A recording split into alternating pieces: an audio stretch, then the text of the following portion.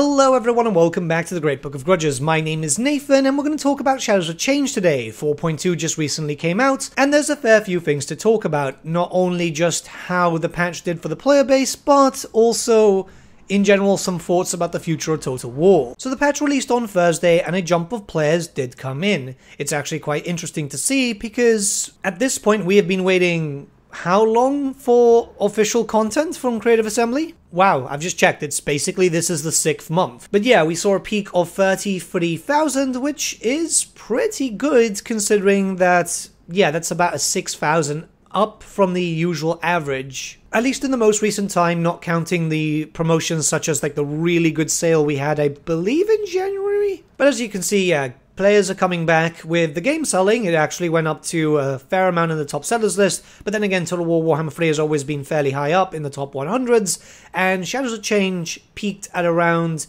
well, when I saw it, 40 on the top sellers list, but it might have been higher. It's actually dipped down a lot now, 96 at the time of recording this video, but yeah, people were actually buying. The game itself on Steam is now on mostly positive in recent reviews and mixed for all reviews, which makes sense considering that there was a massive downvote for obvious reasons. The same thing can be said for the DLC Shadows of Change, which is now recently on very positive, but still is mostly negative in terms of all reviews. For those not aware, Shadows of Change was the straw that broke the camel's back with a recent long string of controversies by Creative Assembly. Now, things are definitely looking better, however we do need to talk about things realistically regarding player numbers and the possible future. In terms of player numbers, this did not beat the original release of Shadows of Change. It's actually a few hundred players short. Now, what we have seen is people being more positive, which is obviously a good thing, and sales are for sure being generated, but it's definitely not had that massive uptick that Creative Assembly were likely hoping for. However, this is understandable from a player's point of view. We've already had Shadows of Change for 6 months. It was already a little bit, you know, not great. It's better now, but people are burnt out listening about Shadows of Change issues, and they want to start listening to Thrones of Decay. They want the next content patch because, again, you know, Thrones of Decay is supposed to be Empire, Dwarfs, and Nurgle, and they want something new and shiny and not something that kind of has a bad taste in their mouth. At least that's how I'm interpreting it too. It is important to note that still, even with the Shadows of Change issues, the player numbers were fairly good for what it was. It's just, it didn't sell. But player numbers are pretty high compared to most strategy games, and generally a lot of games on Steam. It's got very, very high play numbers. Player numbers don't mean that much to Creative Assembly because they want sales generated to be able to get the revenue they want, but it does now, I would say.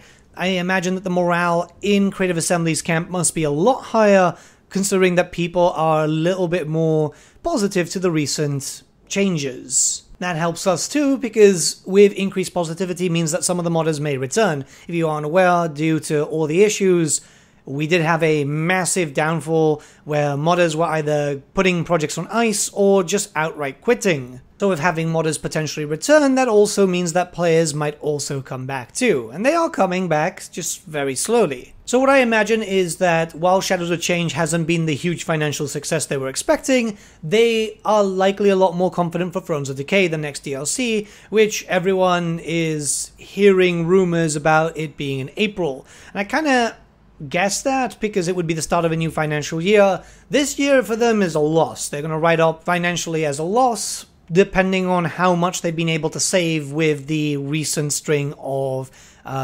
redundancies. Something like that usually is done to kind of avoid the loss and making their financial year look worse than it already is. So I would say that if morale is better at Creative Assembly, we should look towards the possibility of Thrones of Decay being even better than what Shadows of Change is right now. We already know that the FLC is becoming an FLC Lord, and I imagine that things are going to be much more structured. They need Thrones of Decay to be a massive success in the new year, especially as, yeah, a lot of people don't really trust them right now.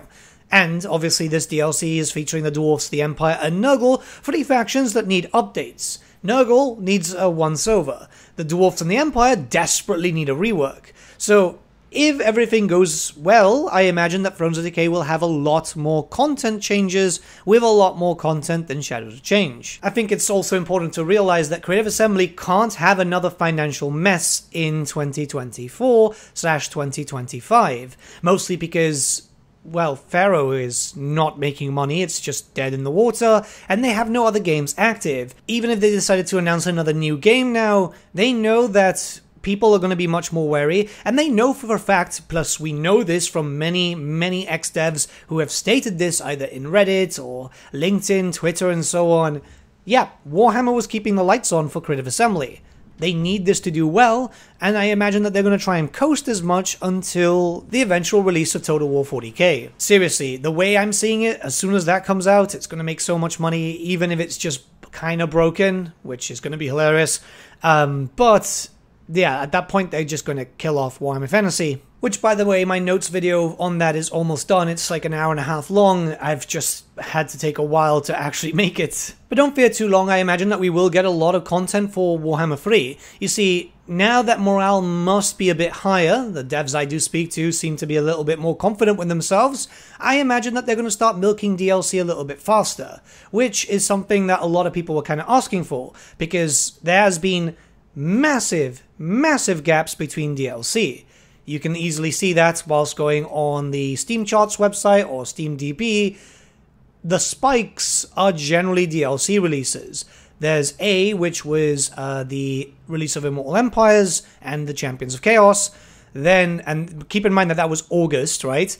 Then April, so again, 6 months, we had to wait for the Chaos Dwarfs. And then August, which was a tiny little spike, ended up being the Shadows of Change issue. Can you believe that this game is 3 years old now and has only had 3 major DLCs, not counting the Ogre Kingdoms that were released at launch? The problems with Creative Assembly haven't really been just the situation of Shadows of Change, it's been a massive lack of support from the game, and I think they've realized that now they need to keep supporting it. This is why hotfixes have been super quick lately, and obviously the patches have been bigger and bigger, even though there's a lot of focus towards MP, which once again proves why we need separate teams. Time will obviously tell, and maybe this video will age like milk, but I do have a feeling that Creative Assembly do feel like they need to support Warhammer 3 more and need to get more content out, but better than it was in the original launch of Shadows of Change. I think they now know the fear that the fan base is